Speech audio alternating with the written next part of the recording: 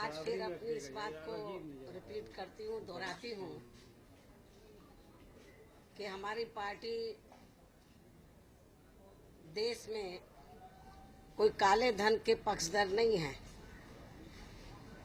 उसके खिलाफ है। और इस मामले में केंद्र की सरकार जो भी फैसला लेती है तो उसके हम कोई विरोध में नहीं हैं। काले धन पर अंकुश लगाने के लिए फैसला ऐसा होना चाहिए जिससे पूरे देश की जनता आसमान के नीचे आकर खड़ी ना हो जाए, रात्रि से ही लाइन लगाकर एटीएम और बैंकों के बाहर ना खड़ी हो जाए, पूरे देश में त्राही त्राही मच जाए, अफरा तफरी मच जाए, आर्थिक इमरजेंसी जैसा वातावरण पैदा हो जाए। मैं समझती हूँ ये ठीक नहीं है।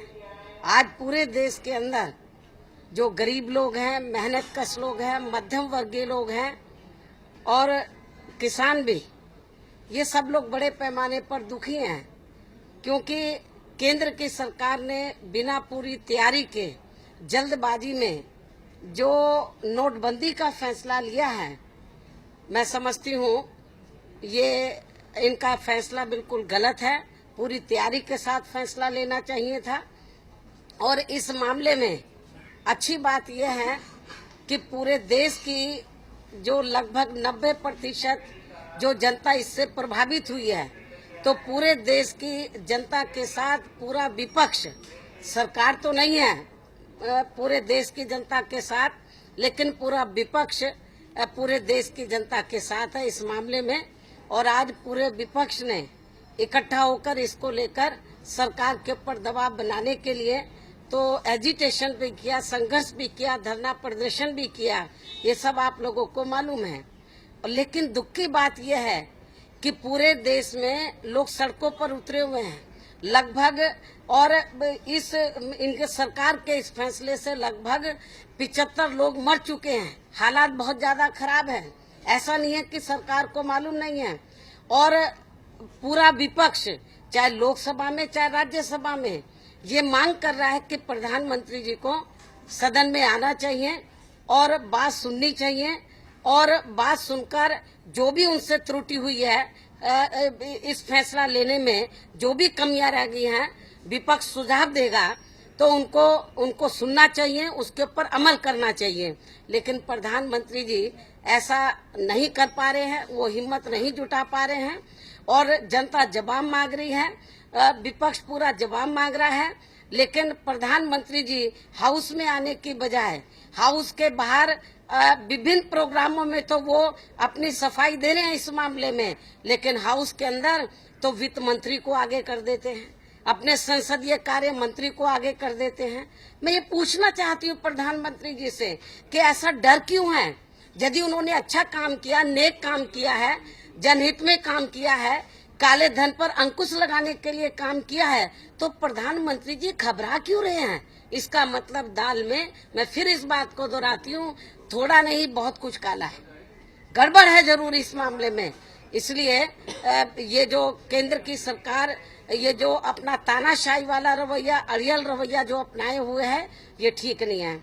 और आज मैं मीडिया के माध्यम से, मैं आज आपके बीच में क्यों आई हूँ कि आज मैं मीडिया के माध्यम से तो महामहिम राष्ट्रपति जी से ये आग्रह करती हूँ कि वो प्रधानमंत्री जी को सम्मान करें, उनको बुलाएं और उनको बुलाकर उनको ये कहें कि ये जो आपके फैसले से जो विभिन्न प्रकार की जो समस्याएं उत्पन्न हो गई हैं, तो उनको वो दूर करें, उनको कुछ समय दें, उनको कुछ समय देना चाहिए, उनको बताएं कि इतने दिन में आपको ये प्रॉब्लम्स को हल करना होगा। मैं समझती हूँ कि महामहिम राष्ट्रपति जी को इस मामले में सामने आना चाहिए, नहीं तो बहुत देश के अंदर बहुत बुरा हाल हो रहा है। और इसके साथ ही मैं ये भी बताना चाहती हूँ कि आबादी के हिसाब से देश का सबसे बड़ा प्रदेश जो उत्तर प्रदेश है, तो वो भी इस समस्या से जूझ रहा है।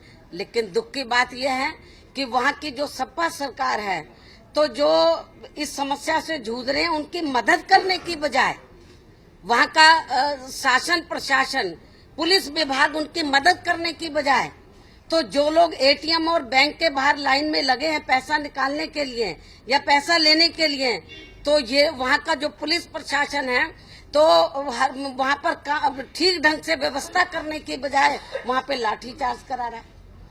जो दुखी पीड़ित लोग हैं लाठीचार्ज करा रहा है। आगरे में हुआ, फतेहपुर में हुआ, अभी सुबह संभल में हुआ है। ये क्या हो रहा है? ये मुझे तो ऐसा लग रहा है कि जो सपा सरकार है तो वो हरकत में आने की बजाय, जनता का साथ देने की बजाय तो वो बीजेपी के प्रेशर में है, सेंट्रल गवर्नमेंट के दबाव में है और वो खामोशी इसमें बनाए हुए हैं। मैं समझती हूँ ये ठीक नहीं है। सपा सरकार को भी इस मामले में देखना चाहिए। और इसके साथ ही मैं ये भी कहना चाहती हूँ, आप लोगों को मालूम है कि केंद्र जो जब से ये बीजेपी की सरकार बनी है, जब ये सत्ता में नहीं आई थी बीजेपी तो कहती थी कि हमारे देश की सीमाएं सुरक्षित होंगी। हमारे अब बीजेपी की जो गवर्नमेंट है सेंटर में बने हुए, इनको लगभग 2.5 वर्ष पूरे हो चुके हैं। मैं प्रधानमंत्री जी से पूछना चाहती हूँ, क्या हमारी देश की सीमाएं सुरक्षित हैं? कल भी आप लोगों को ये मालूम है कि जम्मू कश्मीर में सीमा पार से तो जिस तरीके की गोलाबारी हुई है, हमला हुआ है, हमारे 3 जवान शहीद हो गए हैं। लेकिन सरकार इस मामले में गंभीर नहीं है और ढुलमुल रवैया है। मैं समझती हूँ ठीक नहीं है। और एक जवान के साथ जो शहीद हुआ है, जिस तरीके से उसकी डेड बॉडी के साथ जो उसका अपमान किया गया है, मैं समझती हूँ कि प्रधानमंत्री जी को मीडिया के सामने आकर तो उसके बारे में कुछ बोलना चाहिए। लेकिन प्रधानमंत्री जी को इस तरफ भी कोई उनका ध्यान नहीं है। तो इसलिए सेंट्रल गवर्नमेंट की जिम्मेवारी बनती है कि हमारी जो सीमाएं जो सुरक्षित नहीं है उस ओर भी ध्यान देना चाहिए। और ये जो वर्तमान में जो विकट समस्या पैदा हुई है नोटबंदी से, और इसका इनको समाधान करना चाहिए, नहीं तो पूरे देश के अंदर हाहाकार मच जाएगा और इसकी सजा फिर देश की जनता इनको जरूर देगी, बहुत ज्यादा देगी। धन्यवाद।